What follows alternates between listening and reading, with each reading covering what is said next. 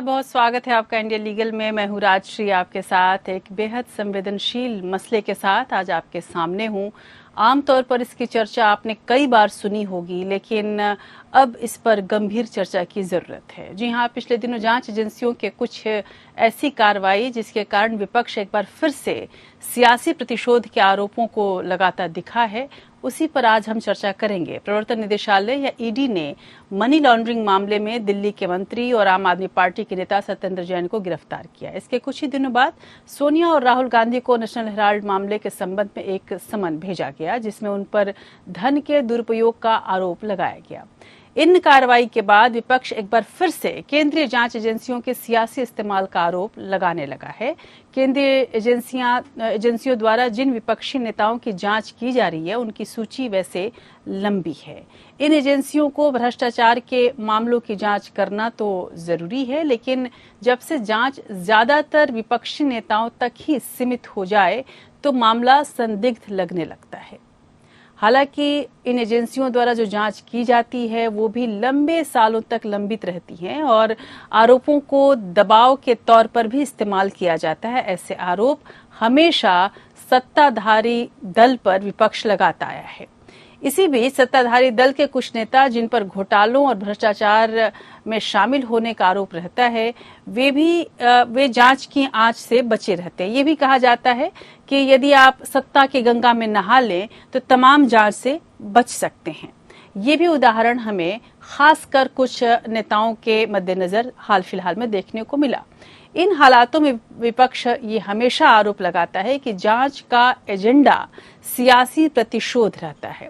सिद्धांत रूप में तो जांच एजेंसियों को सरकार से स्वतंत्र रूप से काम करना चाहिए, सभी राजनीतिक एजेंडे से अछूता रहना चाहिए, लेकिन ऐसा कहाँ हो पाता है। सरकार चाहे किसी की भी हो, जांच एजेंसियां ऐसा लगता है कि दबाव में काम कर रही हैं। न केवल सरकार के, बल्कि बहुत हद तक अगर हम हाल फिलहाल में देखें तो ये भी लगता है कि जांच एजेंसियां अब मीडिया के दबाव में भी काम करती हैं। इसके पहले कि जांच एजेंसी किसी तथाकथित आरोपी के खिलाफ कुछ पाए, मीडिया उसे अपराधी घोषित कर देती है और बाद में यदि जांच एजेंसी को कुछ नहीं मिलता तो मीडिया ये कहने लगती है कि जांच एजेंसी प्रभावित हुई। इससे जांच एजेंसियों की विश्वसनीयता पर सवाल उठने लगता है। इसी बीच जब ये सत्ता में कोई भी सरकार आती है तो वो जांच एजेंसियों का बेजा इस्तेमाल करने लगती है और इस पर हो हल्ला तब खूब विपक्ष जो मचाता है, जैसे वो वापस सत्ता में आता है उसकी आवाज खामोश हो जाती है। वे अपने हिसाब से एजेंसियों का इस्तेमाल करते रहते हैं, यानी कि सत्ता हमेशा जांच एजेंसियों की विश्वसनीयता को लेकर असंवेदनशील रहती है। कब केस को ठंडे बस्ते में रखा जाए और कब इसे एक्टिव किया जाए, ये भी एक दिलचस्प कला है जो सियासी नेताओं को खूब पता होती है। सियासी हालात के मद्देनजर केस को सक्रिय किया जाता है। नेशनल हेराल्ड केस को भी इसी की मिसाल माना जा रहा है, लेकिन इसके पहले भी जब कांग्रेस की भी सरकार थी, अगर मैं खुल के बोलूं तो तमाम ऐसे केसेस थे जिनको ये कहा गया कि वो सियासी ही मामले थे। कुल मिलाकर देखें तो अदालत में भी इस तरह के जब मामले आते हैं तो वकीलों के दलील यही होते हैं कि ये मामला सियासी है और इस तरह से पूरे केस को कमजोर किया जाता है। 2013 का वक्त याद करें आप, कोयला घोटाले मामले की सुनवाई करते हुए सुप्रीम कोर्ट ने जांच एजेंसी को एक ऐसा तोता बताया था जो सिर्फ अपने मालिक की आवाज सुनता था। कई मामलों के लिए सीबीआई का अधीक्षण केंद्र सरकार का कार्मिक और प्रशिक्षण विभाग या डीओपीटी विभाग करता है, जो सीधे प्रधानमंत्री कार्यालय के तहत आता है। यही वजह है कि अक्सर ऐसे मामलों की जांच को सीबीआई को लेकर सीबीआई पर सवाल उठते रहते हैं, लेकिन इनके तार आगे चलकर राजनीति और राजनेताओं से जुड़ ही जाते हैं कहीं न कहीं। इनकम टैक्स की यदि आप बात करें तो इनकम टैक्स के छापे भी इस ट्रेंड से अछूते नहीं है। आकर छापे का उद्देश्य काले धन को जब्त करना और उस पर अंकुश लगाना है, लेकिन आयकर विभाग के उलझे कानून अक्सर रेड के बेजा इस्तेमाल का कारण बन जाता है। अपील फाइल करने के नियम और टैक्स असेसमेंट के कानून की भूल भुलैया भी इतनी परेशानी खड़ी करती है कि जिससे निकलना संभव नहीं लगता।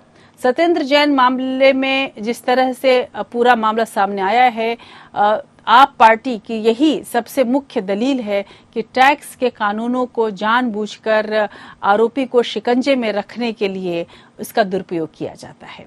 इनकम टैक्स ही नहीं, अब एक और अलग एजेंसी लेते हैं, वो है एनसीबी। अभी तक एनसीबी को बहुत ही कम सुर्खियां मिलती हैं, लेकिन हाल फिलहाल में एनसीबी ने सबसे ज्यादा सुर्खियां बटोरी। आर्यन केस में एनसीबी को मुंह की खानी पड़ी जब आर्यन के खिलाफ सबूत नहीं मिले और उसे बरी किया गया। ये तब हुआ जब आर्यन जेल जा चुका था और एनसीबी उसे अंतर्राष्ट्रीय ड्रग्स गैंग का हिस्सा बता चुकी थी। पुलिस बल का सियासी इस्तेमाल तो कभी भी हमें किसी भी नुक्कड़ और कोने पर दिख ही जाता है। 2018 के एक सर्वे के मुताबिक भारत में पुलिस पर जनता का भरोसा सिर्फ 5.7% है। इतने कम भरोसे की वजह है पुलिस का राजनीतिकरण और राजनेताओं का पुलिस को अपना राजनीतिक एजेंडे के लिए इस्तेमाल करने की कोशिश लगातार करना। प्रकाश सिंह केस में 2006 में सुप्रीम कोर्ट ने पुलिस सुधार संबंधी अपना ऐतिहासिक फैसला दिया था। अब 14 वर्ष बीत गए हैं, लेकिन कुछ खास नहीं बदला। 14 क्या, उससे भी कहीं ज्यादा 18 वर्ष बीत चुके हैं, लेकिन फिर भी कुछ खास जो स्थिति है वो बदली नहीं। राज्य ने कोर्ट के आदेश का अनुपालन नहीं किया। जमीनी स्तर पर यदि हम देखें तो यही नहीं कि केवल ईडी की है या पुलिस है या सीबीआई है या इनकम टैक्स है, यही विभाग शक के घेरे में, या एनसीबी है, यही विभाग शक के घेरे में नहीं है या अविश्वसनीयता के फंदे में नहीं फंसे हैं, बल्कि यूएपीए, आर्म्स एक्ट जैसे कानून भी पुलिस जाति का कारण बन रहे हैं और उन्हें भी हटाने की मांग लगातार चल रही है। इसीलिए सीजीआई ने तो यहां तक कह दिया था कि जब तक एक पुलिस अधिकारी सत्ता में पार्टी का साथ देता है, चीजें सुचारू होती हैं। हालांकि अगर पार्टी सत्ता खो देती है तो सत्ता में नई पार्टी द्वारा उनके खिलाफ राजद्रोह और अन्य आरोप लगा दिए जाते हैं। सीबीआई या अन्य जांच एजेंसियां अगर अपने दायरे से निकलकर आज काम कर रही हैं तो जिम्मेदारी न्यायालयों की भी आती है। अदालतों ने वक्त वक्त पर सख्त टिप्पणियां और दिशा निर्देशों से हालात सुधारने की कोशिश की है, लेकिन वक्त के साथ नतीजा ढाक के 3 पात ही रहता है। आज हम जांच एजेंसियों के सियासी या गलत इस्तेमाल पर चर्चा तो करेंगे ही, साथ ही उन नियम कानूनों पर भी नजर डालेंगे जिनके कारण हालात यहां तक पहुंचे हैं।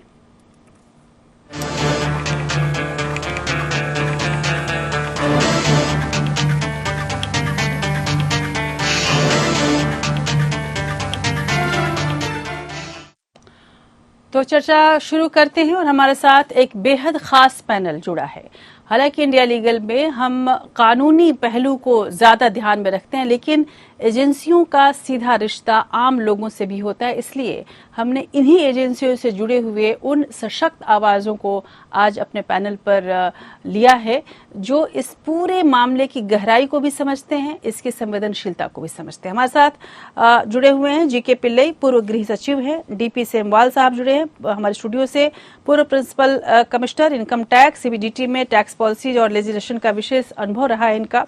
एनके सिंह जुड़े हैं, पूर्व सीबीआई अधिकारी हैं हमारे साथ। उमाकांत मिश्रा जी जुड़े हैं, पूर्व सहायक निदेशक एनसीबी के। और वेद भूषण साहब हमारे साथ जुड़े हुए, पूर्व आईपीएस अधिकारी हैं। और हमारे साथ डॉक्टर जस्टिस सतीश चंद्रा जुड़ रहे हैं, पूर्व जज इलाहाबाद हाई कोर्ट के।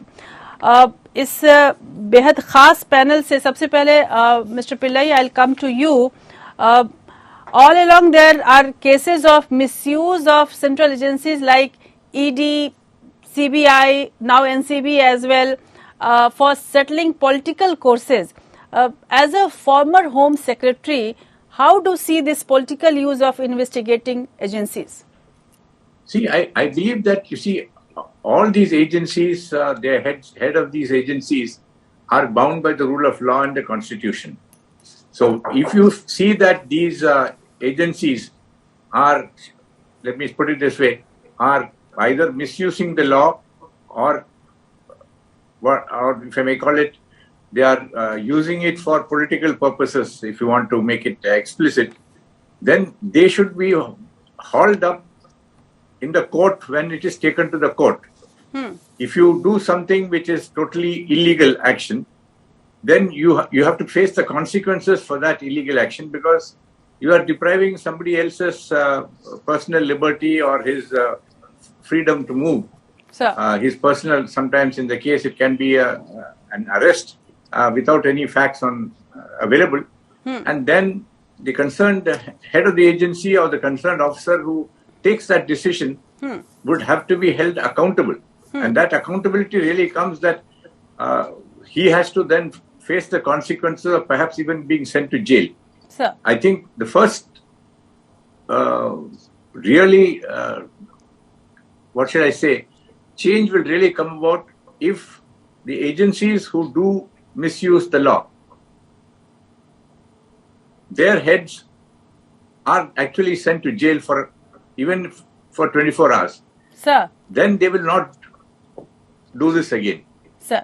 Sir, this is a very great hope maybe, but practically it's not happening, sir.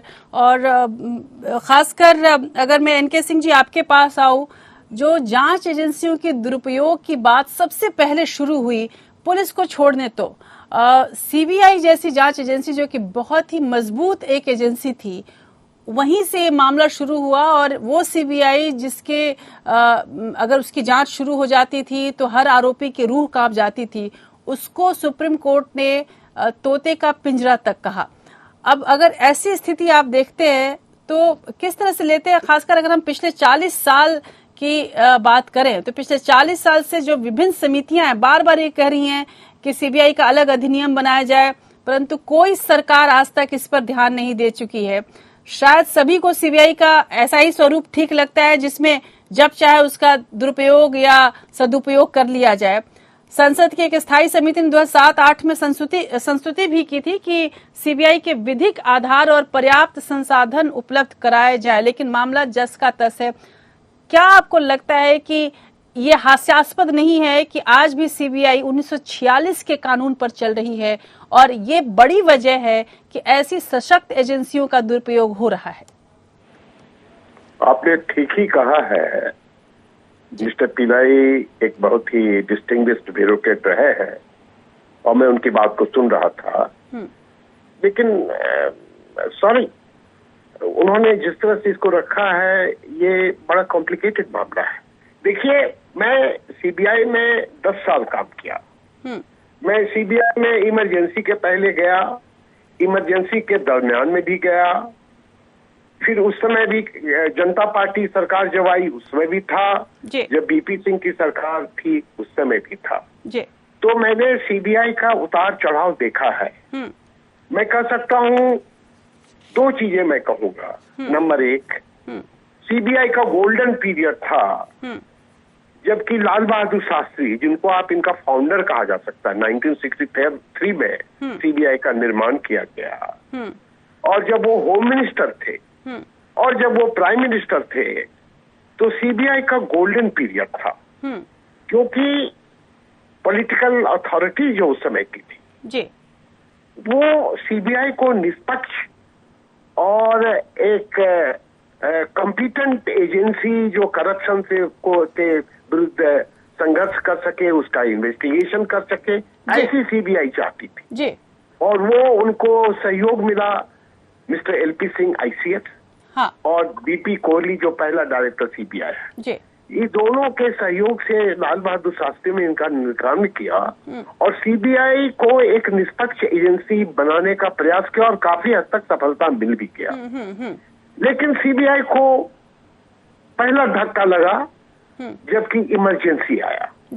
और मैं इमरजेंसी में सीबीआई में था और मैंने देखा कि सीबीआई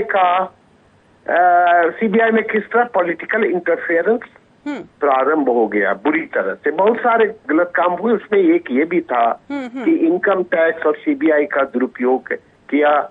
और उस समय के डिफेक्टो अथॉरिटी संजय गांधी हुए करते थे। मेरा अनुभव है कि किस तरह से दस्तंदाजी होता था। फिर भी सीबीआई बाद में उभर के आया।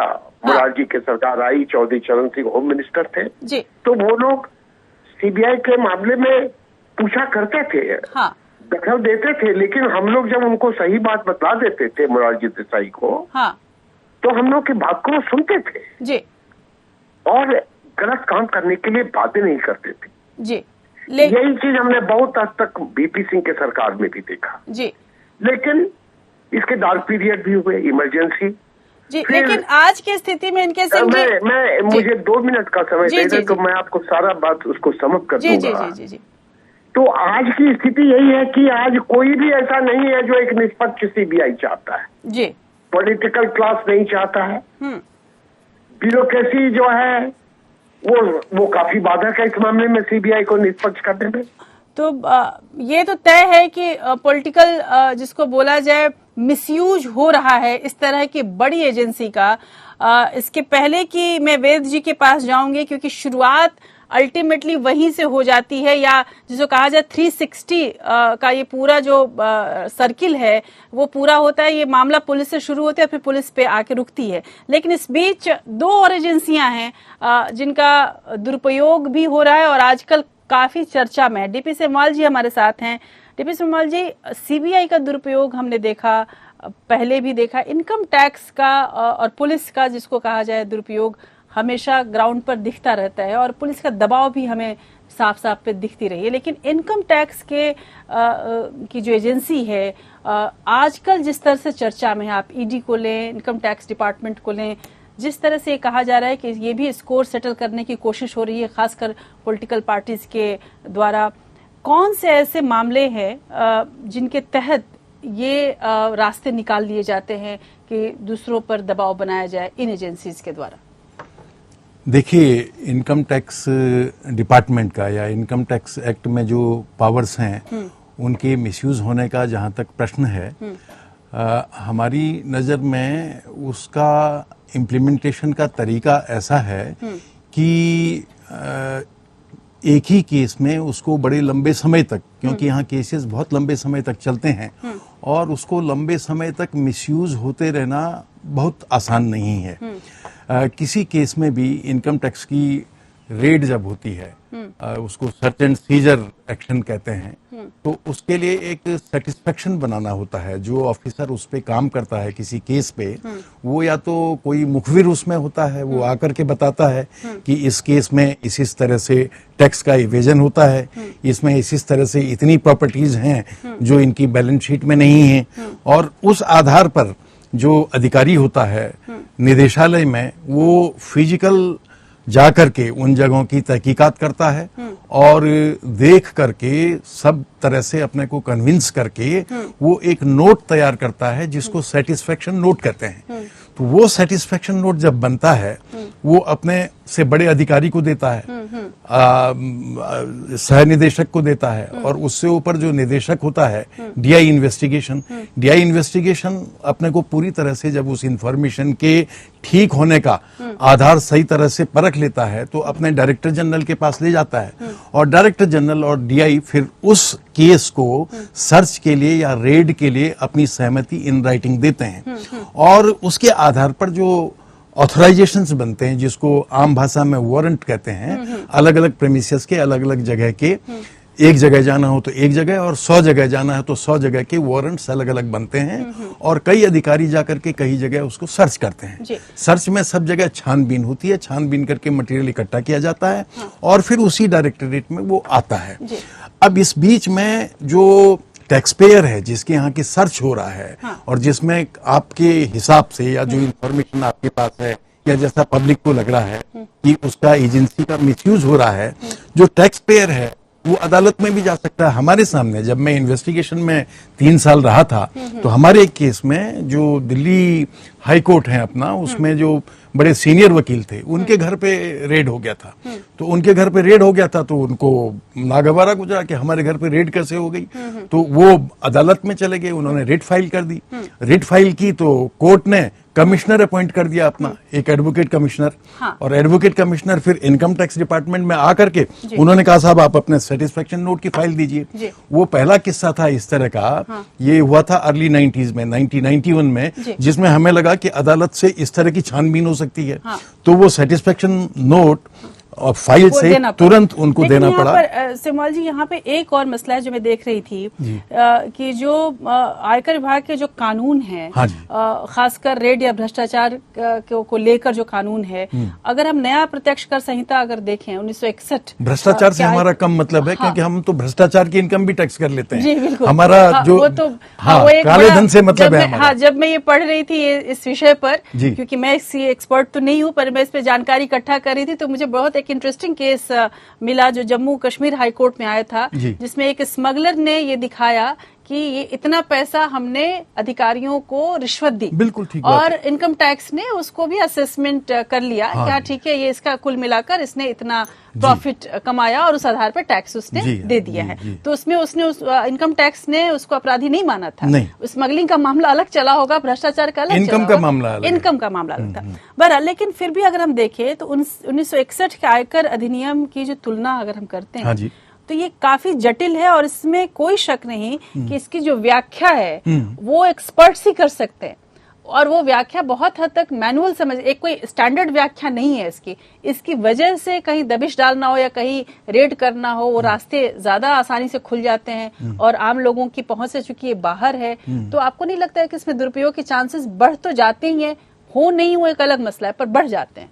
आपका जो जटिल होने का प्रश्न है, मैं इस बात से हमेशा ही असहमत इसलिए रहता हूं कि आए दिन हम लोग अखबारों में जो अदालतों के निर्णय आते रहते हैं क्राइम्स से संबंधित, और उसमें क्रिमिनल अपने लिए बड़ा सा बड़ा वकील ढूंढता है, और वो बड़ा सा बड़ा वकील उस क्रिमिनल को, उस मर्डरर को बचा सकता है। इसका मतलब हमारे आईपीसी, सीआरपीसी इतना स्कोप देते हैं, इस तरह से वो वर्डेड हैं कि वो भी उतने ही जटिल हैं जितना कि इनकम टैक्स है। जैसे इनकम टैक्स में पता नहीं होता टैक्स पेयर को कि मेरा केस अब कहां जाके रुकेगा, उसी तरह ये जो मर्डरर है उसने हत्या भी की हुई है, लेकिन वो पूरी आशा लिए हुए है कि मैं सुप्रीम कोर्ट तक छूटूंगा। और ऐसा कहना मुझे लगता है कि ये आदत हो गई हम लोगों की, और ज्यादातर पढ़े लिखे लोगों की, और इनकम टैक्स देने वाले ज्यादातर पढ़े लिखे ही लोग होते हैं, और ऑर्गेनाइज्ड। लेकिन तब क्या कहेंगे जब किसी शख्स को, हाल फिलहाल में एक मामला आया भी है जो बड़ी चर्चा में, वो सत्येंद्र जैन का मामला है, जब किसी शख्स पर केस फाइल करने के बाद सबूत तलाशने के लिए इनकम टैक्स के द्वारा कस्टडी की मांग की जाती है, कि अभी कस्टडी की मांग करना, इनकम टैक्स का मामला मेरे ख्याल से नहीं है एग्जैक्टली, वो ईडी का मामला है।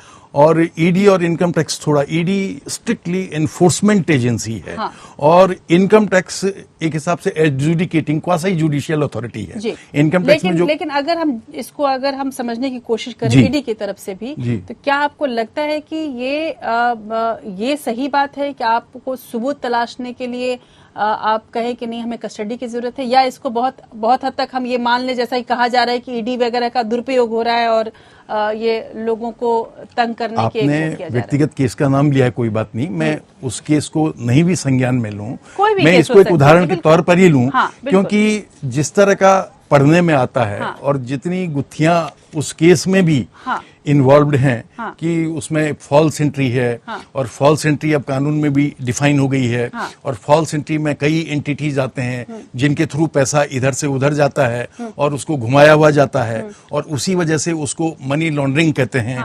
और मनी लॉन्ड्रिंग है जब काले धन को सफेद करने के लिए कई स्टेप्स तैयार किए जाते हैं, और तो जब उस पे enforcement agency, for example ED ही कोई एक्शन करती है, उसके लिए ऐसा जरूरी नहीं है कि अगर किसी केस में 1 से लेकर के 10 स्टेप्स इन्वॉल्व्ड हैं, तो 10 के 10 ईडी की जानकारी में हो। ईडी के पास अगर 4 ही स्टेप्स भी मौजूद हैं, तो ईडी अपना एक्शन करेगी।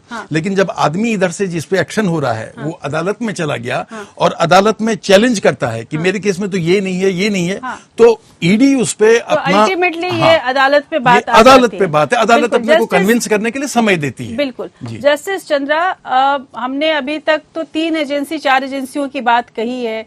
एक पक्ष ये है कि इनका सियासी दुरुपयोग होता है, और सियासी दुरुपयोग होने की वजह से मामले और उलझते हैं, और उसका एक रास्ता ये है कि अगर आपको ऐसा लगता है तो आप अदालत में जाइए। अब अदालत में आप जाते हैं तो ये मसला हल नहीं होता, सियासी दुरुपयोग वाला जो एक प्रॉब्लम है, जो समस्या है, वो हल नहीं होता, बल्कि अदालत में केसों के अंबार जरूर बढ़ जाते हैं।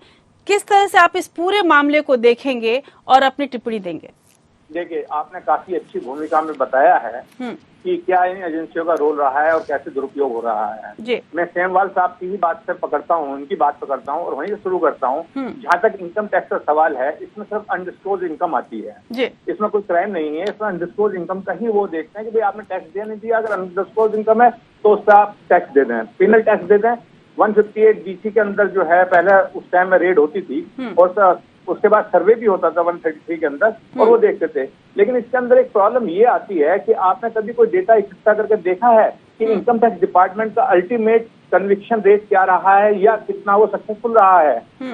मैंने देखा है एज ए ITAT मेंबर, मैंने देखा है कि जो मटेरियल ये कलेक्ट करके लाए हैं, जो इनकम टैक्स डिपार्टमेंट के रेट में लाए हैं, कई बार तो ये बच्चों की कॉपियां उठा लाते हैं कि भाई उसका जो है जो एक्सरसाइज बुक है मैथमेटिक्स की, उसका वो भी एडिशन है, ये भी बोर्ड में लिखा हुआ है। हाँ। अभी मुझे गोवा का याद है, मेरा पर्सनल केस था, मैं ITAT मेंबर देखा था उसको कि उसके अंदर जो होटल के ऊपर सर्वे हुआ था तो उसके अंदर जो परचेजिंग बिल थे, जो मसाला वगैरह ये लाते थे, उसको भी उन्होंने इनकम के अंदर जोड़ा हुआ था। तो इसके अंदर मिसयूज तो होने के चांस वहां होता है जहाँ एक ह्यूमन बीइंग इन्वॉल्व है। और हमारा जो बेसिक रीजन है, जो सभी सर्वे का आपने कहा है, कानून के अंदर तो हर कंपनी, हर एजेंसी इंडिपेंडेंट है, उस पर कोई पॉलिटिकल प्रेशर नहीं है। लेकिन प्रैक्टिकल एस्पेक्ट दूसरा है। जगजीवन राम जब थे कभी उनके ऊपर इनकम टैक्स रेट नहीं हुई, जबकि उनके पास डायमंड बिगेस्ट कलेक्टर रहे हैं। प्रमोद महाजन थे, उनके पास भी नहीं हुआ। आज आप वॉलंटरी डिस्क्लोजर स्कीम ले आइएगा तो पता नहीं कितना धन आ जाएगा बाहर। जी बिल्कुल। तो वो तो उसका कोई दिक्कत नहीं है। अब आपके दूसरी एजेंसियां जैसे CBI है, ED है, NIA है, अगर हम उनका देखें, CBI तो जो है ये पुलिस एक्ट के अंदर ही है, इसका तो कोई स्टेट्यूटरी प्रोविजन है ही नहीं। लेकिन जहां तक आपने बताया कोला घोटाले में इसको पैरट कहा गया, ये क्या, इनकी सबसे बड़ी प्रॉब्लम ये है कि ये केस को बहुत लंबा खींचते हैं। 5-5 साल 10-10 साल एक्यूज मर जाता है, टेंशन के अंदर मर जाता है। अभी आपने कोयला सेक्रेटरी को देखा था, वो बेचारा टेंशन में मर गया। तो इसका एक टाइम बाउंड अगर ये रख लें कि हमें 1 साल के अंदर इन्वेस्टिगेशन पूरा करना है तो उसके अंदर बहुत कुछ सफलता मिलेगी। अगर उसके बाद 1 साल के बाद और टाइम चाहिए तो किसी और एजेंसी से या कोई एक अथॉरिटी क्रिएट कर लें या कोर्ट कर लें जो उनको एक्सटेंशन देता रहे। इंडेफिनिट पीरियड के लिए चलाना किसी चीज को तो एक तरह टॉर्चर करके ही रखना है आदमी को। जी लेकिन उसको देखेंगे। अच्छा, जहाँ तक ED का सवाल है, जैसा कि अभी सेमवाल साहब ने कहा कि भाई ये पैसा सर्कुलेट होता है, ब्लैक मनी को व्हाइट मनी किया जाता है, उसको इन्वेस्ट किया जाता है, इलीगल काम में लगाया जाता है, इन्वेस्टमेंट किया जाता है, तो उसका ED का काम है, उसको देख लेगा। जो है अभी NCB जो आपने बताया, अभी आर्यन के केस के अंदर जो आया, जो शाहरुख खान का बहुत फेमस केस रहा है, तो उसके अंदर सबसे बड़ी बात यह है कि जब आपके पास शुरू में प्राइमरी केस ही नहीं था, प्रिलिमिनरी एविडेंस नहीं थी, तो आपने क्यों बुक किया, क्या नहीं किया। बिल्कुल। तो इसका मतलब स्मेल आती है कि कुछ बाद में लेन देन हुआ है या क्या हुआ है, कुछ कह नहीं सकते। तो कोर्ट देखेगा, जब इन्वेस्टिगेटिंग एजेंसी कुछ नहीं कर पाई तो हम क्या कर पाएंगे। जाहिर सी बात है। जी उमाकांत जी उमाकांत बताता हूँ। जी लास्ट एक और एजेंसी है जिसका नाम है NIA, नेशनल इन्वेस्टिगेटिंग एजेंसी। उसका उसके अंदर उन्होंने क्या किया है, इसके अंदर एक रिव्यू अथॉरिटी बनाई है सेक्शन 45 के अंदर। जो मटेरियल कलेक्ट होकर आता है, इन्वेस्टिगेशन रिपोर्ट आती है, बनती है, वो उसको एग्जामिन करती है। अगर उसके अंदर कमियां हैं तो वो रिफ्यूज कर सकती है कि हम इसको सैंक्शन नहीं देंगे या इसको हम रिकमेंड नहीं करेंगे। तो एक ऐसी सैंक्शन, और उसका सक्सेसफुल रेट है 97%। NIA का सक्सेसफुल रेट है 97%। इनकम टैक्स CBI का आप और देखें, ED का या NCB का देखें, इनका सक्सेस रेट कितना है, कन्विक्शन कितना हो रहा है सुप्रीम कोर्ट से।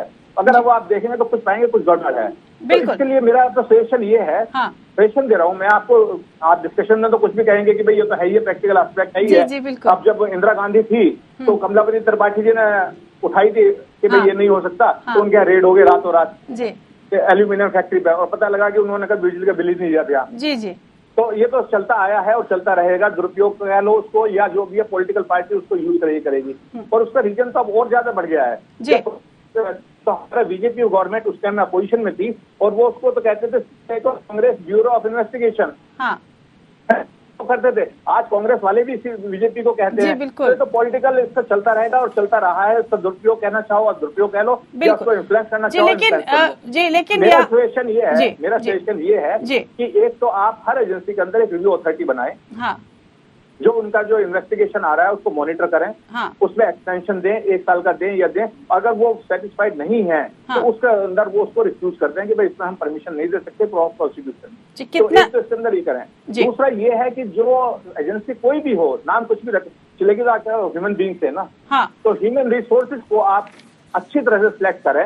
हाँ। तो देखें कि अपॉइंटमेंट कैसे होना है और क्या नहीं होना है। जो पारदर्शिता बहुत जरूरी है। लेकिन हमारे साथ जब एनसीबी की हम बात कर रहे थे तो उमाकांत जी हमारे साथ जुड़े हुए हैं, उमाकांत मिश्रा जी।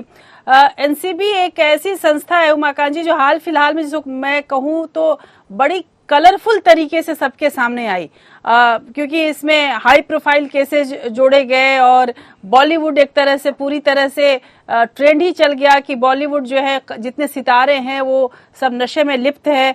अब एनसीबी पे ये आरोप लगता रहा है, पहले भी जितने भी केसेज आप एनसीबी के देखें और हाल फिलहाल में जिस तरह से एनसीबी ने कार्रवाइयां की, ऐसा लगा जैसे कि वो मुख्य चीजों से अलग हटकर, वो बड़े ड्रग डीलर तो उनके हाथ में आते नहीं है, लेकिन जो सितारे हैं या जो ऐसे लोग हैं जो सेलिब्रिटीज हैं, उनके केस को वो उठा लेती है ताकि वो लगे कि कुछ काम कर रही है। आपको ऐसा लगता है कि ये अलग तरीके का चलन है? अगर हम एक एयरपोर्ट पे, एक बंदरगाह पे, एयरपोर्ट पे तो नहीं पर एक बंदरगाह पे भारी मात्रा में ड्रग्स मिलता है, उस पर कोई कार्रवाई हुई नहीं हुई पता नहीं चलता, लेकिन कुछ सितारों पे जबरदस्त कार्रवाइयां दिखती हैं और जो बाद में गलत साबित होती हैं। आपको लगता है कि एनसीबी में ये जो चलन है, ये इससे इस जांच एजेंसी की गंभीरता को नुकसान पहुंच रहा है? मेरे हिसाब से एनसीबी ये नहीं कह सकता है कि मेरे पास अगर कोई खबर आया कि भाई यहाँ ये चीज हो रहा है, चाहे वो 20 ग्राम का हो, 20 किलो का या 2000 टन का हो, वो ये नहीं कह सकता है कि मैं नहीं करूंगा। जहां तक एनफोर्समेंट की बात आती है, छोटे आदमी बड़े आदमी बराबर है, लेकिन क्योंकि वो न्यूज वर्दी आइटम हो जाता है, देन बहुत सारे फैक्टर आ जाते हैं। इवन इन्वेस्टिगेशन भी कभी कभी इन्फ्लुएंस्ड हो जाता है, इवन द कोर्ट प्रोसेसेस भी कभी कभी इन्फ्लुएंस्ड हो जाता है। तो वो, लेकिन there are very rare instances. इसके सबसे बड़ा बढ़िया फॉल आउट ये होता है, मैं ये नहीं कहूंगा कि वो जो केस का जो मेरिट डिमेरिट के ऊपर नहीं जाके, मैं कहूंगा कि जब भी कोई सेलिब्रिटी या कोई फेमस आदमी अगर इस ये में आता है और उसको काफी पब्लिसिटी मिलता है, उसका एक फायदा तो जरूर होता है कि जो सोशल अवेयरनेस है वो काफी बढ़ जाता है कि हाँ, ड्रग्स का जो ये है, उसका जो इल इफेक्ट है यहाँ तक भी पहुंचता है और लोगों को भी पता लगता है। जब अगर आम आदमी के बारे में कोई अगर 3 कॉलम न्यूज़पेपर में प्रिंट में छपता है कि भाई एनसीबी ने, तो आप उमाकांत जी, आप इसको ऐसे कह रहे हैं कि एनसीबी पूरे मामले को अपने ब्रांडिंग की तरह से यूज करे।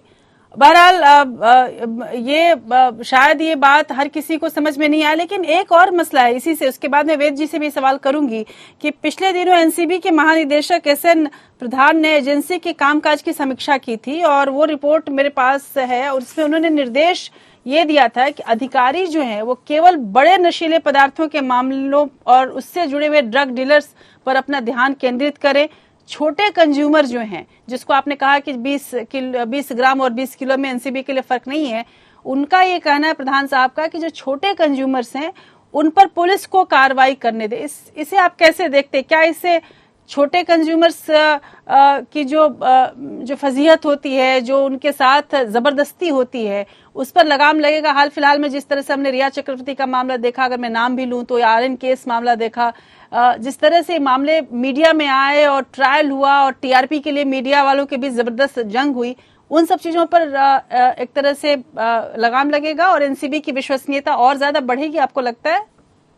अभी रही जो डीजी एनसीबी की जो स्टेटमेंट है, I welcome it very 100% I welcome it. लेकिन अगर कोई आपके पास इंफॉर्मेशन आता है, आप उसको मना नहीं कर सकते, क्योंकि बेसिकली क्या है कि ये तो टर्फ है कि भाई ये छोटा 1 किलो का केस है तो हम वो पुलिस को दे देंगे। इसमें बहुत सारा फैक्टर इन्वॉल्व है। मान लीजिए इस टाइप में, ऐसे टाइम में अगर आपके पास इंफॉर्मेशन आया और आपके पास पास सहन करने के लिए भी टाइम नहीं होगा, क्या आप उसको छोड़ देंगे? नहीं। सो ये focus as far as a policy आप जब कह रहे हैं, it is well and good. आप अगर मानते हैं, उसका एक ही बढ़िया फॉल आउट हो सकता है कि देखिए, कॉन्स्टिट्यूशन भी कहता है, सुप्रीम कोर्ट भी कहता है कि राइट टू फेयर इन्वेस्टिगेशन।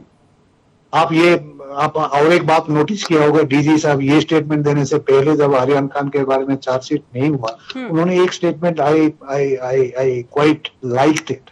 उन्होंने कहा कि हम 6 आदमियों के अगेंस्ट में हमने इसीलिए फाइल नहीं किया कि उनके अगेंस्ट में जो प्रूफ था, हम उसको बियॉन्ड रीजनेबल डाउट के स्टैंडर्ड में परखे और वो उससे खरे नहीं उतरे तो हम बोले कि नहीं, there is a weak evidence, we will not put it. जी वेद जी, अब ये पूरा मामला जो मैं बार बार कह रही थी कि सारे मसले शुरू होते हैं पुलिस से और फिर पूरी जांच वांच होके और फाइनली पुलिस तक आ जाते हैं। लेकिन अभी जो आपने देखा ये चर्चा में दो चीजें हो रही हैं। एक तो पुलिस को लेकर जो उसका एक वकार था, जो मैंने आपको अभी अपने उस रिपोर्ट में भी दिखाया कि 5% लोग ही पुलिस पर अपना विश्वास बना पाते हैं। पुलिस को लेकर जो सियासी दलों का व्यवहार है वो हम सभी जानते हैं कि किस तरह से पुलिस का दुरुपयोग या फिर बहुत हद तक बेइज्जती भी पुलिस की सियासी दल करते रहते हैं और एजेंसीज भी पुलिस को लेकर बहुत विश्वसनीयता का भाव नहीं रखती हैं। ये अजीब सी स्थिति है, जबकि सबसे दबाव में काम करने वाली पुलिस की व्यवस्था ही है। किस तरह से आप इन पूरे मामले को देखते हैं और इसका सीधा प्रभाव जो पुलिस बल पर है वो कैसा पड़ता है? राष्ट्रीय इससे डे ऑफ फैशन, आर्मी है, कोर्ट्स है, एनसीबी है, डीआरआई है, इलेक्शन कमीशन है, तमाम एजेंसीज के ऊपर केवल 2 डायलॉग बहुत प्रचलित हो गए हैं। एक तो पिंजरे का तोता भी आप जिक्र कर रहे थे, दूसरा हमें अदालतों पर विश्वास है, किसी एजेंसी पर विश्वास नहीं है। जब अमित शाह अरेस्ट होते हैं तो वो बीजेपी एलिगेशन लगाती है कि कांग्रेस से इशारे पर किया गया। चिदम्बरम जी जब अरेस्ट होते 106 दिन जेल में रहकर आते हैं तो एलिगेशन लगाया जाता है कि ये सारा काम दूसरी पार्टी है। तो ये एक बहुत गेम बन गया है और ये बड़े पैट डायलॉग है कि हमें इन एजेंसीज का मिसयूज हो रहा है। तो इसलिए मिसयूज की संभावना क्यों है? क्योंकि इसमें डिस्क्रेशन का एक शब्द मैं इस्तेमाल कर रहा हूँ, क्योंकि जो एजेंसीज की कुछ डिस्क्रेशन पावर्स होती हैं, गवर्नमेंट की भी डिस्क्रेशन पावर्स होती हैं, तो उसका जो मिसयूज, जिसको इंटरफेरेंस लिया जाता है कि इसका मिसयूज हो रहा है।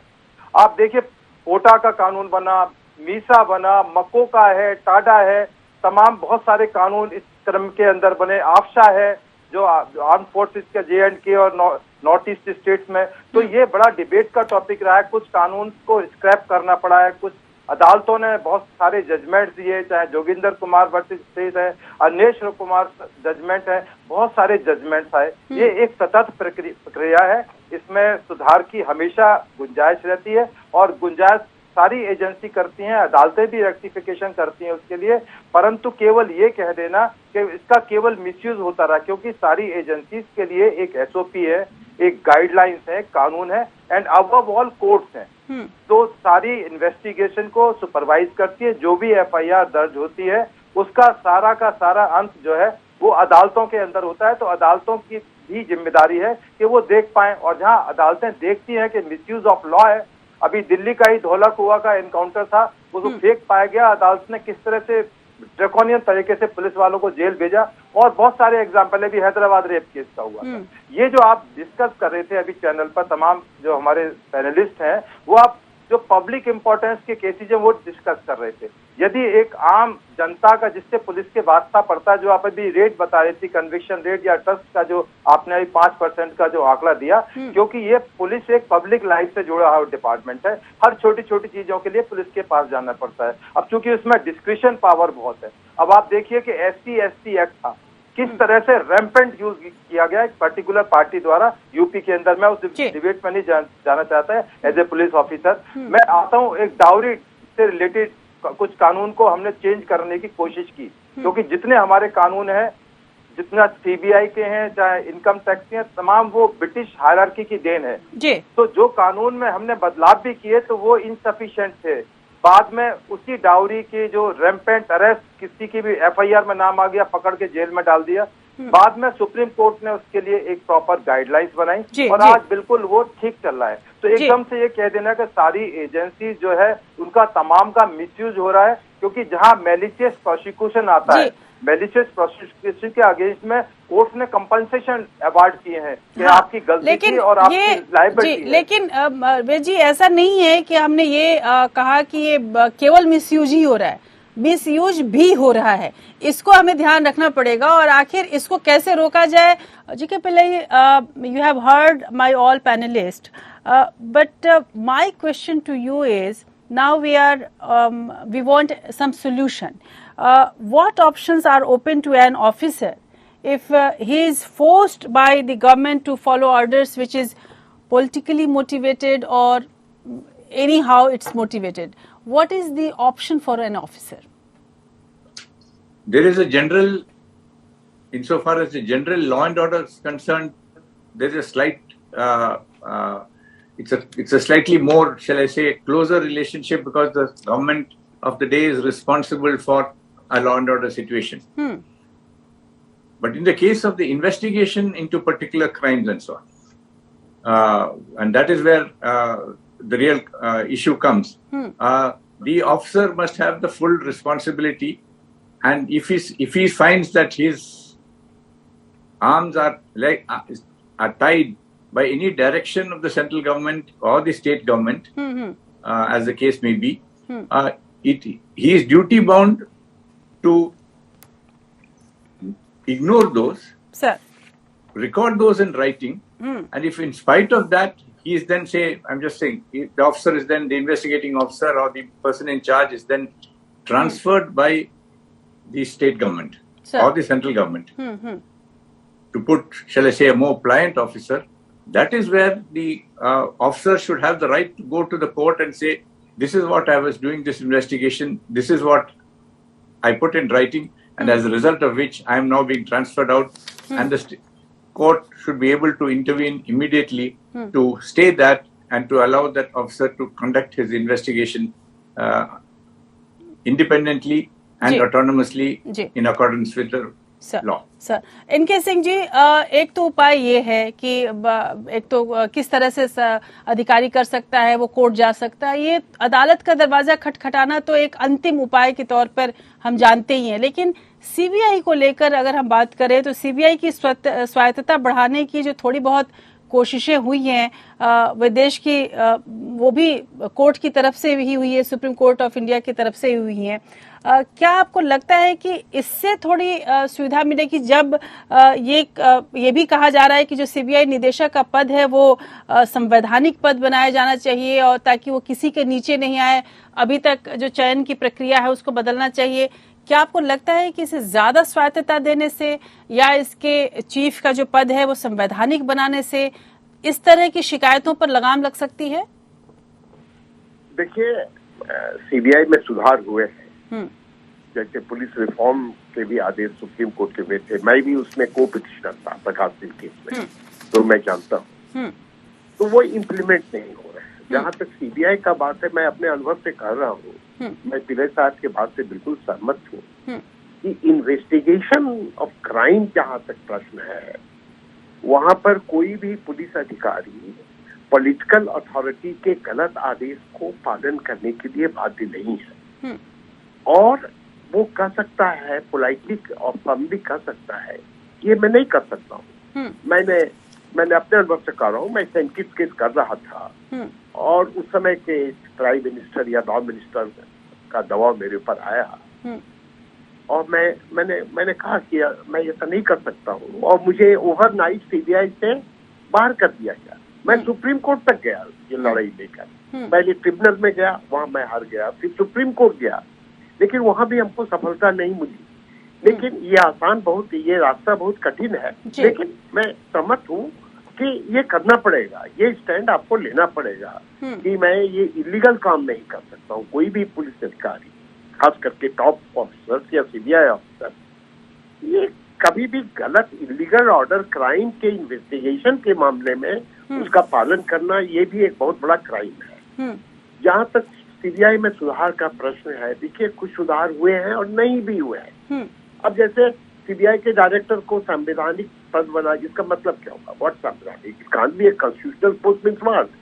सीबीआई का डायरेक्टर का सिलेक्शन का प्रोसेस जो लोकपाल एक्ट में जो निर्धारित हुआ है, उससे ज्यादा विश्वसनीय या क्रेडिबल व्यवस्था तो हो ही नहीं सकता है। उसका सिलेक्शन होता है chief justice of India, prime minister and leader of opposition in the Lok Sabha. ये 3 आदमी का कमेटी अब सीबीआई के डायरेक्टर का चुनाव करता है। और अभी बहुत ज्यादा विवाद हुआ था सुप्रीम कोर्ट आलोक वर्मा का केस, अस्थाना के केस सभी जानते हैं। तो उसमें भी बहुत सारे समस्या हैं, प्रैक्टिकल प्रॉब्लम्स हैं, पॉलिटिकल इन्फ्लुएंस, सुप्रीम कोर्ट का क्या भूमिका होता है, सारे प्रश्न उठते हैं। मैं इस पर नहीं जा सकता, लेकिन सबसे मुख्य बात एक दो बात कह के मैं समाप्त करूंगा। जैसे सीबीआई अभी एनआईए बनी और उसका एक्ट आ गया है और एक फुल फ्लेजेड एनआईए का एक्ट है, बिल्कुल, लेकिन सीबीआई के एक्ट बनाने में हिचकिचाहट क्यों?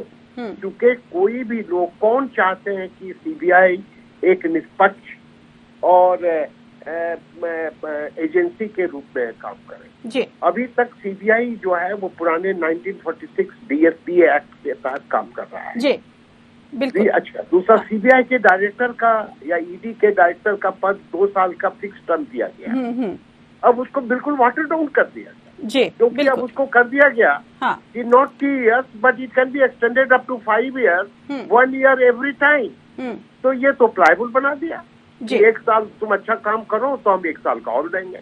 एक काम जो ईडी के बारे में ये हुआ है वो सुप्रीम कोर्ट तक मामला गया जी। और सुप्रीम कोर्ट ने कहा कि ये फिक्स टर्म के लिए आए थे और इनको आपने 1 साल का एक्सटेंशन दिया, नो मोर एक्सटेंशन, लेकिन उसको फिर एक्टिव रूल बदल दिया गया और उनको 5 साल तक किया जा सकता है जी। और दूसरा जहाँ तक है, देखिए सीबीआई के इंटरफेरेंस के मामले में एक पॉइंट में कह दूं कि पहले था कि केवल जॉइंट सेक्रेटरी और एवब के केस में सीबीआई को सरकार के अनुमति की आवश्यकता थी। अब वो एक्ट अमेंड करके अब कोई भी केस सीबीआई जो टेकअप करेगा इन्वेस्टिगेशन के लिए उसको सरकार की अनुमति चाहिए जी। एक ऑफिसर इंचार्ज के यहाँ अगर आप कॉग्निबल ऑफेंस लेके चले जाए दिल्ली के थाने में तो उसको डिस्क्रिप्शन है वो केस रजिस्टर करना, is bound to register case under the CrPC जी जी। लेकिन सीबीआई में अगर आप रफाल केस के लेके जाएं तो उसका या कोई एक मामूली सा भी केस लेके जाएं तो सरकार का अनुमति, तो उसका तो हाथ पर बांध दिए गए हैं बिल्कुल। और जी, और अगर यही स्थिति है जिसकी वजह से बार बार ये अविश्वसनीयता बढ़ रही है, वेद जी यहाँ पर एक और पुलिस को लेकर, जैसे सीबीआई को लेकर तमाम मुश्किलें, पुलिस को के रिफॉर्म पर तो इतनी बात भी हो गई, प्रकाश सिंह का रिपोर्ट भी आ गई, लेकिन अभी तक वो स्थिति नहीं बन पाई जब सीजीआई को ये न कहना पड़े कि एक पुलिस अधिकारी भी सत्ता पार्टी का साथ अगर देगा तो स्थिति ऐसी ही रहेगी। क्या आपको लगता है कि ये अब सही वक्त है जब पुलिस को ओवरऑल चेंज करने की जरूरत है और प्रकाश सिंह कमेटी की रिपोर्ट, प्रकाश सिंह का जो मामले का रिपोर्ट है उसको लागू करने के लिए ये अब सही वक्त है? राजश्री, अभी आपने बताया 2006 का प्रकाश सिंह का केस है और बहुत सारे पुलिस कमीशंस बने जिनकी रिकमेंडेशंस अभी भी बस्ता खामोश में पड़ी हुई हैं, उनके ऊपर आज तक कोई एक्शन नहीं हुआ है। प्रकाश सिंह केस में अभी 50% स्टेट ने अपनी रिपोर्ट भी सबमिट सुप्रीम कोर्ट में नहीं की है, तो हालात बहुत सीरियस हैं। और जहां तक मीडिया का संबंध है, मीडिया एक बहुत बड़ा वॉचडॉग बन के निकला है। जिन केसेस में मीडिया ने ट्रायल किया, जिसको ट्रायल बोल देते हैं, उसका एक प्रेशर जो बिल्टअप आप लोगों ने किया है, मीडिया ने किया है, मैं तो इसका स्वागत करता हूँ। सुशांत राजपूत केस के अंदर जिस तरह से एक सीबीआई को उतार दिया गया मैदान के अंदर, सीबीआई के हाथ भी आज खाली हैं। वही जो बॉम्बे पुलिस की इन्वेस्टिगेशन थी वही सबसे बड़ी साबित हुई। तो ये तमाम जो चीजें हैं, ये अभी जो बात चल रही थी, जिस रेफरेंस में आप बात कर रहे थे, जरूरत है जो हमारे सेंट्रल विजिलेंस कमीशन है, हमारी जो दूसरी एजेंसीज हैं जो इन तमाम चीजों पर वॉचडॉग का काम करती हैं, उनको मजबूत किया जाए। अभी आपने देखा सेडिशन के केस में सुप्रीम कोर्ट को इंटरवीन करना पड़ा क्योंकि रैम्पेंट मिसयूज हो रहा था। इस तरह बहुत सारे ऐसे एक्ट्स हैं, कानून है जिनका अभी डिस्कशन में आ रहा था बार बार कि डिस्क्रिप्शन का जहाँ इस्तेमाल है उसका मिसयूज होने के चांस बने होते हैं, आज भी हैं, पहले भी थे। कोई भी गवर्नमेंट आएंगी, ये एलिगेशन परमानेंट फीचर है, ये जो परमानेंट जो डायलॉग है कि ये अदालतों पर विश्वास है और ये पॉलिटिकल पार्टीज, फला पॉलिटिकल पार्टीज है, ये कभी भी इससे ऐसा कोई टाइम नहीं आएगा जब ये कहा कि हाँ बिल्कुल क्लियर इन्वेस्टिगेशन है। और बहुत छोटे छोटे लेवल पर, थाना लेवल पर आप बड़ी एजेंसीज को छोड़ दें तो उन पर भी एलिगेशन लगते हैं पुलिस के खिलाफ या दूसरी एजेंसी के खिलाफ फिक्सअप करने के लिए लोग अदालतों में 150-60 सीआरपीसी का सहारा लेते हैं। फाल्सली पुलिस वालों को, एजेंसीज वालों को इम्प्लीकेट कर देते हैं या अपना रिवेंज लेने के लिए इस तरह की चीजें इस्तेमाल की जाती रही हैं और आज भी की जा रही हैं, क्योंकि कानून में प्रोविजन है। जरूरत केवल इस चीज की है कि आप जैसा मीडिया है या दूसरी जो एजेंसीज है वो वॉचडॉग का काम करें, यदि कुछ ऐसा गलत हो रहा है उसको हाईलाइट करें और बुरे पुरजोर से हाईलाइट करें, जिससे कि वो आगे ना बढ़ पाए और नहीं बढ़े। जी बिल्कुल। डीपी सेमवाल जी हमारे साथ है। डीपी सेमवाल जी, जब पुलिस का मामला आता है या जहाँ क्राइम का मामला आता है, एनसीबी हो, पुलिस हो, सीबीआई हो, वो सारे मामले ऐसे होते हैं जो पब्लिक गेज में आ जाते हैं और मीडिया भी उसको खूब उछालती है। इनकम टैक्स, ईडी के भी कुछ हिस्से तो बिल्कुल पब्लिक गेज में होते हैं, लेकिन इनकम टैक्स का मसला ऐसा कुछ होता है जो कागजी कार्रवाई में बहुत उलझा रहता है मामला, वो उस तक पहुंचना मुश्किल हो जाता है। खासकर अब ये भी कहा जाता है कि जो अधिकारी हैं वो अक्सर पूरे मामले को ठंडे बस्ते में रखते हैं, जब माहौल बदलता है तो वो मामले को उठा लेते हैं और वहां से फिर जांच शुरू हो जाती है। क्या आपको लगता है कि खासकर आय से अधिक संपत्ति का मामला हो या इस तरह के जो मामले होते हैं, जैसे जस्टिस चंद्रा ने भी कहा कि यहाँ तक भी हुआ है कि बच्चों की कॉपियां तक उठा ली गई और कहा गया कि ये कोड में लिखा हुआ है, क्या आपको लगता है कि ऐसे में पूरी व्यवस्था में, खासकर इस व्यवस्था में, कुछ ऐसे स्ट्रिक्ट रूल्स बनाने की जरूरत है या कुछ इस तरह की व्यवस्था बनाने की जरूरत है ताकि ये जो बिटवीन द लाइंस हैं वो न पढ़ा जाए और कार्रवाई को सुचारू रूप से और स्वच्छ, ट्रांसपेरेंट तरीके से चलाया जा सके? आयकर विभाग की जो क्रियाशैली है उसके अंतर्गत जो टैक्स पेयर्स हैं उनको इस तरह का संरक्षण प्राप्त होता है और वो जनता की डिमांड के बेसिस पर ही कि उनके संबंधित मामले जो उनका सीजर है और जो उनके घर में मिला हो उसकी सरकार या आयकर विभाग पब्लिक में प्रदर्शनी न लगाए। उनको जो इस तरह के लोग हैं, असामाजिक तत्व हैं, उनसे खतरा पैदा हो जाता है, धमकियां आने लगती है जब किसी को पता लगता है कि इनके घर में 50 करोड़ मिल गया, 20 करोड़ मिल गया, बहुत ज्यादा जेवरात मिले हैं और इस तरह की घटनाएं भी हुई हैं। आप अगर याद करो कि एक सम्मान स्कीम चली थी और उस सम्मान स्कीम में जब हाईएस्ट टैक्स पेयर्स को सम्मानित किया गया विभिन्न शहरों में, तो उनमें से कई सम्मान प्राप्त करने वाले टैक्स पेयर्स को धमकियां आई थी। तो उसके बाद और भी डिपार्टमेंट सचेत हो गया, सरकार सचेत हो गई कि इनसे संबंधित व्यक्तिगत मामलों को न तो प्रेस में दिया जाए और ग्रीवेंस जो होता है उसको लेकर के टैक्स पेयर खुद ही उसमें चला जाता है। तो पब्लिसिटी नहीं होती है इनकम टैक्स के केस की। ये तो इसलिए नहीं होती है कि इनकम टैक्स का रेड किसी सम्मानित व्यक्ति के यहाँ होता है। दूसरी बात पर आजकल तो खूब होती है, जैसी इनकम टैक्स की टीम पहुंचती है वैसी पूरा प्रदर्शन लग जाता है। बिहार फिलहाल में पूजा सिंघल केस में आप देखें, पैसों की गड्डियां मिली और बड़े बड़े जेवरात मिले, ये सब कुछ दिखने लगता है। पूजा सिंघल जी के केस में बेसिकली करप्शन के अगेंस्ट था। इनकम टैक्स तो उसमें सेकेंडरी है। अच्छा। इनकम टैक्स तो बाद में आएगा, केवल इनकम टैक्स होगा। हाँ, केवल इनकम टैक्स का होगा। बाकी आप जस्टिस साहब ने, चंद्रा साहब ने जो कॉपियां और ये सब मटेरियल इकट्ठा करने का जिसका कि ज्यादा रेलेवेंस नहीं होता है, वो क्या होता कि विभाग में, फॉर एग्जांपल हमारे विभाग में उच्च स्थानों पर तो आईआरएस अधिकारी आते हैं जिनको कानून की ट्रेनिंग भी दी जाती है, स्वयं भी वो पढ़ाई करते हैं। हाँ। लेकिन जो टीम होती है उसमें तो हर तरह का कई लोग होते हैं। इसीलिए तो हमारे पास भी वही संजीवनी लाने के लिए जैसे हनुमान जी को भेजा गया था, वो पूरा पहाड़ लेके आ गए थे, तो उसके लिए हमें जरूर अपनी ट्रेनिंग सुनिश्चित करनी पड़ेगी कि लोवेस्ट इंस्पेक्टर से भी लेवल के लोग जो हैं उनको अकाउंट्स की ट्रेनिंग दी जाए कि वो सिर्फ रेलिवेंट ही इन्फॉर्मेशन लेके आए। सतीश चंद्रा, जिसको कहा गया कि पूरी बहस का जो मैं समझ पा रही हूँ लब्बो-लुबाब कुछ यूं निकला कि सब कुछ चल रहा है, उम्मीद की जा सकती है कि सुधरेगा, और लेकिन अगर कुछ गड़बड़ हो रहा है तो आप अदालत में चले जाइए। मेरा यहाँ दो सवाल है। एक तो अदालत इस पूरे मामले में, हालांकि हाल फिलहाल में जितनी बार हम लोगों ने देखा इस तरह के जब भी मामले आए हैं, सुप्रीम कोर्ट की तरफ से बड़ी तल्ख टिप्पणियां आई हैं इन एजेंसीज पर। एक तो ये कि वाकई क्या अदालत में ही ये सारे मामलों का निपटारा किया जाए, जैसे आपने कुछ सुझाव तो दिए, लेकिन जब तक वो नहीं होते हैं तब तक क्या स्थिति हो। दूसरी ये कि जो बड़े मामले होते हैं जिनकी एक मीडिया ट्रायल शुरू हो जाती है, वो चाहे अपराधी हो नहीं हो, मीडिया घोषित कर देता है कि अपराधी हो, क्या एक बड़ी वजह है, उस वजह से भी इन एजेंसीज पर एक प्रश्न चिन्ह लग जाता है या इनकी विश्वसनीयता कम होती है? जहाँ तक इन एजेंसीज का सवाल है, जो सेंट्रल एजेंसीज हैं, ये तो सेंट्रल गवर्नमेंट के अंडर में आती हैं और इनका जो क्लाइंट तो नहीं कहूंगा, लेकिन जो इनके सब्जेक्ट्स हैं वो बहुत हाई प्रोफाइल लोग होते हैं। लेकिन जहां तक पुलिस का सवाल है, वो तो एक आम आदमी को डील करती है और स्टेट गवर्नमेंट के अंडर में पुलिस आती है। अच्छा, जहां तक आप हर बार ये कहते हैं कि साहब अदालत देखेगी, अदालत कितना देखेगी? अदालत में 3.5 करोड़ केसेस पेंडिंग पड़े हैं, कितना फुर्सत होती है वहाँ एक केस को, कितना हम जीत के देख पाएंगे? ये तो इन्वेस्टिगेशन एजेंसी को देखना है कि वो कितना उसको मटेरियल को लेकर आ रहा है, प्रूफ बना रहा है। अदालत के पास इतना टाइम नहीं होता। They are doing justice, that's all. वो वास्तव में रियल सेंस में जस्टिस है नहीं है, वो तो आगे चल के पता लगेगा।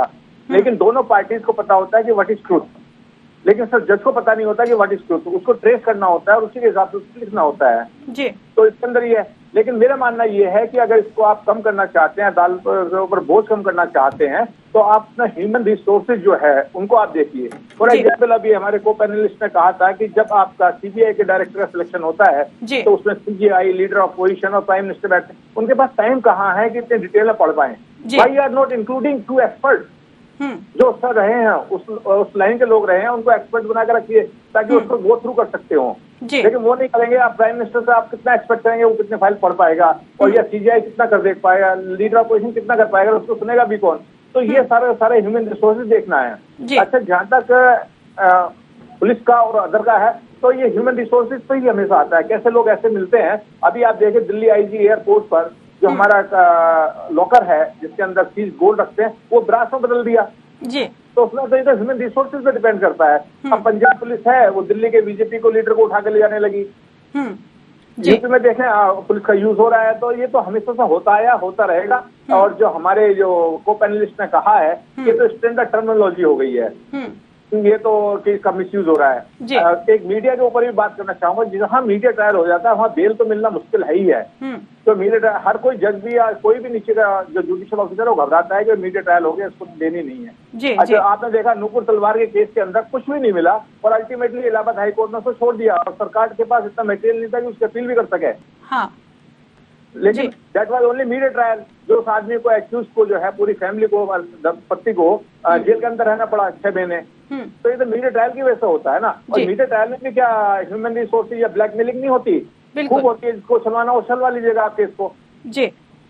बिल्कुल। और तो कुल मिला के कहा जा सकता है कि एक तो जिसको बोला जाए एक स्वतः निरीक्षण, आत्मनिरीक्षण की जरूरत है।